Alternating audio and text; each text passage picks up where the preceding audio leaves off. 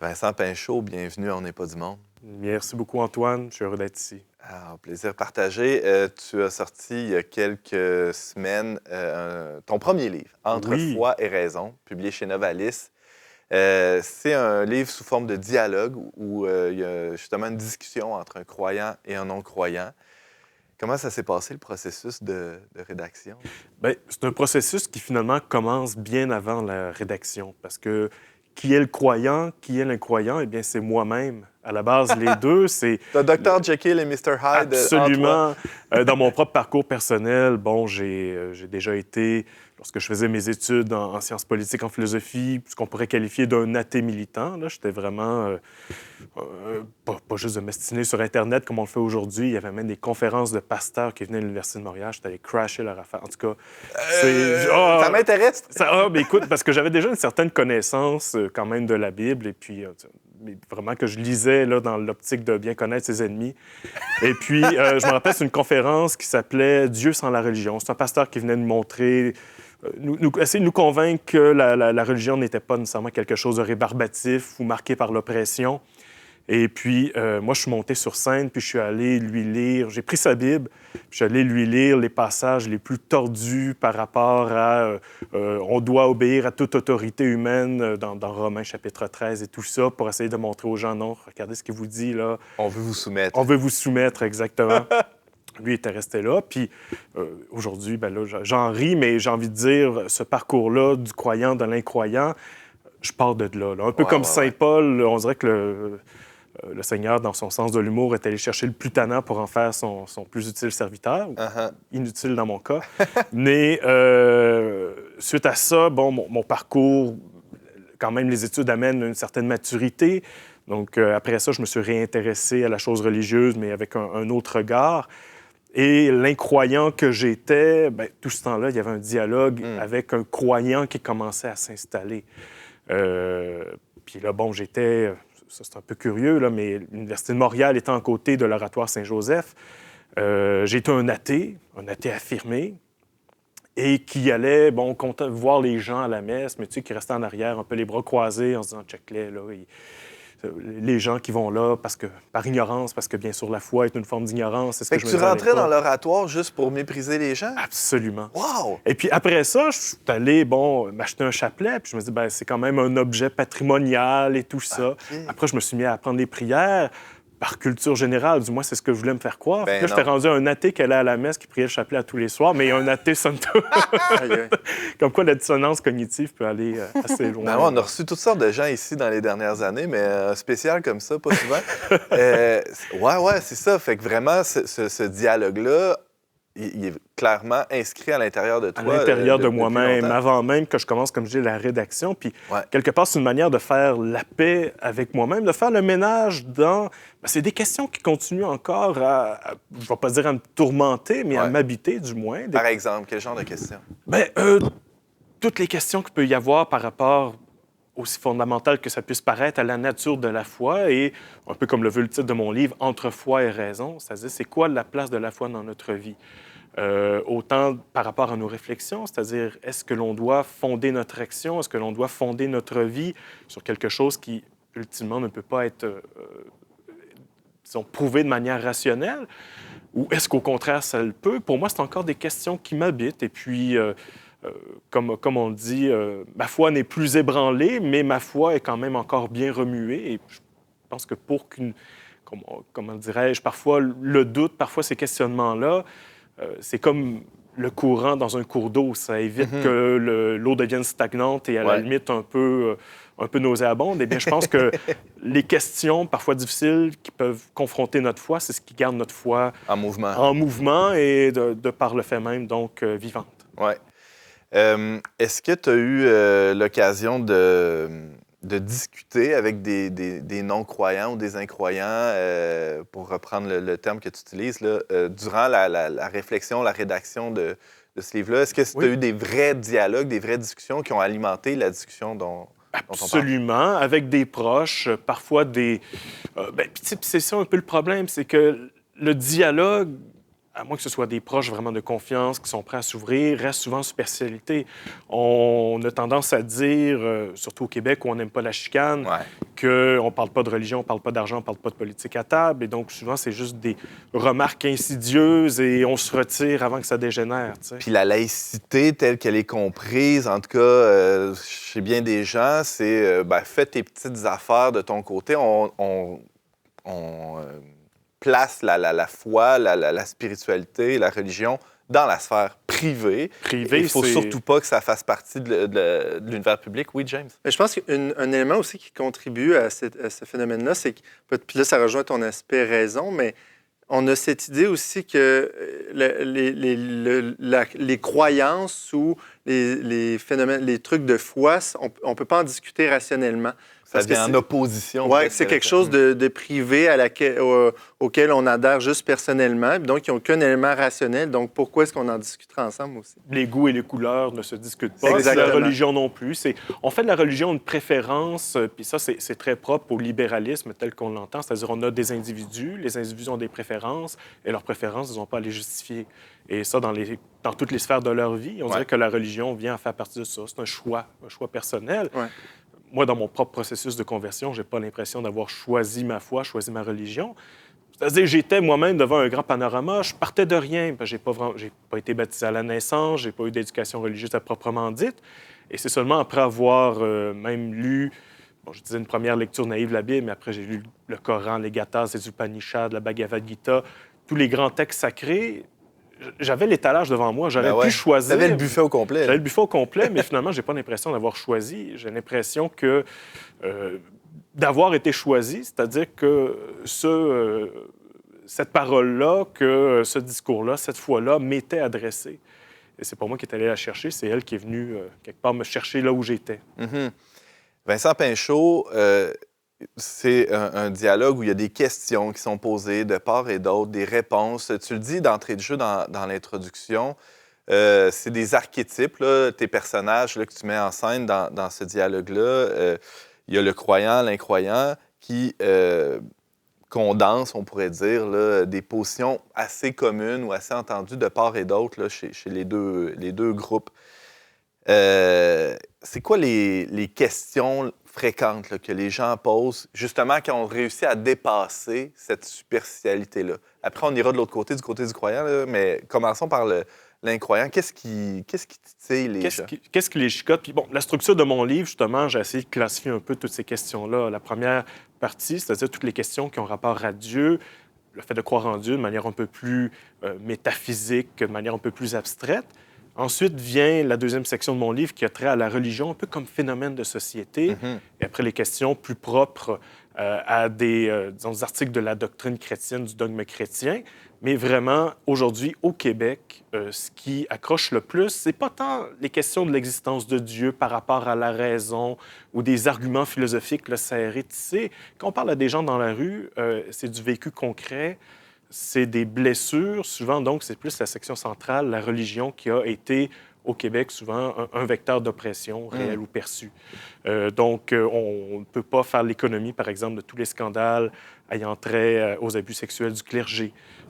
Mais là, justement, on se dit, mais quel est le rapport entre les abus sexuels du clergé par rapport à notre propre foi? Ouais. Je réponds assez aisément que... on n'abandonne pas Saint-Pierre à cause de ce qu'a fait Judas. Et au contraire, que je ne voudrais pas laisser l'Évangile et cette parole qui a une grande valeur à mes yeux à des gens qui, quelque part, par leurs actions, s'en montrent indignes. Et j'engage les gens à dire, bien, si vraiment vous trouvez que ce message-là est trop beau pour ce qui a été fait, ce qui a été commis comme action, alors venez dans l'Église et essayez d'incarner cet évangile-là de manière authentique, là où peut-être, justement, il y a eu des manquements. Donc, c'est vraiment une des questions les plus centrales. Après, bon, je passe quand même dans mon livre à travers des arguments de la part des incroyants dans la grande tradition philosophique. L'Église est contre la science. L'Église est contre la science, donc oui, tout l'argument de la science qui, au début des années 2000, on en parlait tantôt, était vraiment ce qui était central. Mais aujourd'hui, on dirait que, je ne sais pas si c'est l'attrait des... le fait que la vérité est un peu malmenée avec tout ce qui a trait aux fake news et tout, mais même cet argument-là est moins porteur, la science contre la raison. Aujourd'hui, peut-être plus encore, la sempiternelle question du mal. Si Dieu existe, pourquoi est-ce que le monde va tel qu'il est aujourd'hui? Mais, tu sais, je suis très dans mon livre encore, disons... Fait que tu règles la question du mal, le problème du mal dans un Non. petit chapitre. Non, je règle aucune question. Puis ça, c'est intéressant, Ben oui, parce que c'est l'approche de mon allons-y. livre, c'est-à-dire, je ne cherche pas à clore le débat, je cherche à ouvrir la discussion. Et souvent, je pense que chaque chapitre de mon livre mériterait un livre et même une encyclopédie là, pour vous dire. Alors, on reste sur notre fin et c'est voulu. Et c'est voulu, ça se veut l'amorce d'une discussion qu'on devrait ensuite avoir dans la vie de tous les jours. Ouais. C'est tout simplement pour montrer que derrière justement des premiers jets qui sont des remarques lapidaires, il peut y avoir un débat, il peut y avoir une discussion. Ouais. Et la discussion, ça ne veut pas dire convaincre. La discussion, ça veut dire nous-mêmes, peut-être qu'en tant que croyants, être capable, au contact de l'autre, de quelqu'un qui ne pense pas comme nous, d'approfondir notre propre position. On parle de l'apologétique, c'est un terme technique qui veut dire la défense de la foi chrétienne. C'est comme ça que s'est construite la foi chrétienne dans les premiers siècles. Les premiers traités de théologie, les premiers ouvrages là, vraiment essayant de systématiser c'est quoi la foi chrétienne, ce n'était pas des contemplations oiseuses de ce qui se passe dans les cieux, c'était des chrétiens persécutés qui étaient sommés de se défendre au contact de gens qui n'étaient pas d'accord avec eux. De donner les raisons de leur foi. Exact. Des raisons rationnelles, mais des raisons existentielles aussi. Un témoignage de vie intégrale, finalement. Intégrale, dans l'action comme ça. Donc, je pense qu'on a besoin de retourner à ça aujourd'hui, comme on le disait, dans une position de chrétien minoritaire, redécouvrir notre foi au contact des gens qui ne sont pas d'accord avec nous. Vincent Pinchot, tu as été athée, même athée militant. Tu as peut-être rencontré des croyants dans ton parcours qui t'ont donné des réponses niaiseuses. Oui, absolument, absolument. Comme quoi? Ah, mais ça, c'est un grand classique. Bon, pour remise en contexte, je travaille comme intervenant en soins spirituels en CHSLD. Ouais. Et donc, on parlait de la question du mal, auquel je n'ai pas de réponse claire, nette et précise. J'essaie d'approfondir la question, mais face au mal, le fameux « rien n'arrive pour rien », puis tu vas voir le Seigneur opère dans le mystère, puis un jour on comprendra. Ça, je suis pas capable. J'ai jamais dit ça à quelqu'un sur son lit de mort, puis qui s'est reviré, puis qui a dit « ben oui, t'as raison. » Il n'y a rien qui arrive pour rien. Non, au contraire. Donc, c'est pour ça que je pense que le contact avec l'incroyant est là pour nous déniaiser. Vraiment, c'est le mot que j'utiliserais parce que souvent, on est souvent pris entre chrétiens dans des formules un peu galvaudées où on opine du bonnet parce que c'est convenu. Eh bien, moi, je suis bien heureux aujourd'hui que les incroyants sont là pour nous shaker un petit peu. Donc, est-ce que c'est un livre qui s'adresse aux incroyants? J'espère qu'eux-mêmes pourront voir qu'il y a une réflexion derrière nos articles de foi. Mais comme je pense, les premiers apologètes, ils s'adressaient, oui, aux gens qui n'étaient pas d'accord avec eux, mais en même temps, ils s'adressaient à eux-mêmes pour essayer de comprendre ce qui se passe face à l'adversité. C'est un peu comme je disais tantôt, souvent, par rapport à des questions religieuses ou métaphysiques très complexes, on est resté avec des souvenirs de catéchèse qui nous donnaient des réponses, des formules insuffisantes, tout ça. Et donc, même moi qui étais, mettons, à l'époque aussi du cégep, un lecteur de philosophie, tout ça, je me suis rendu compte qu'un jour, mes opinions sur la foi et la religion étaient vraiment complètement niaiseuses et vraiment infondées. Donc, ça confirme un peu le besoin de montrer que c'est plus complexe qu'on le pense, ces questions-là. Oui, absolument, absolument. Et puis, je pense que si seulement je peux rendre compte dans mon livre de la complexité des questions, sans pouvoir justement offrir une réponse simple, eh bien, je pense que j'ai réussi quelque part. C'est déjà pas mal. Ouais. Dernière question, Vincent, il y a tout un... on parlait en début d'émission de plusieurs jeunes, en tout cas certains jeunes qui retournent à la foi, qui deviennent très actifs sur les réseaux sociaux, qui veulent... il y a peut-être un élément plus difficile ou plus presque tabou là, au Québec, c'est celui de l'insertion après de ces croyants-là dans une communauté vivante. On a évoqué certains lieux où c'est plus facile de le faire. Il y a déjà des communautés chrétiennes, des paroisses où il y a quelque chose qui se passe. Mais combien de fois j'ai vu des jeunes combien de fois, justement, dans les dernières années, qui avaient un éveil spirituel puis qui se retrouvaient dans leur paroisse à avoir de la misère à vivre une expérience communautaire parce que la foi chrétienne, c'est pas quelque chose qui se vit seul dans sa chambre, en tout cas à moins d'être moine, là, mais puis encore, il y a une vie communautaire associée à ça. Qu'est-ce qu'on répond à ça? Peut-être en partant de ton expérience, comment ça s'est vécu, toi, cette insertion-là dans dans une vie communautaire? Difficilement, je vous dirais, parce que quand on entre justement dans une communauté de foi... Fait que c'est un vrai défi. C'est un vrai défi, absolument, ça l'est.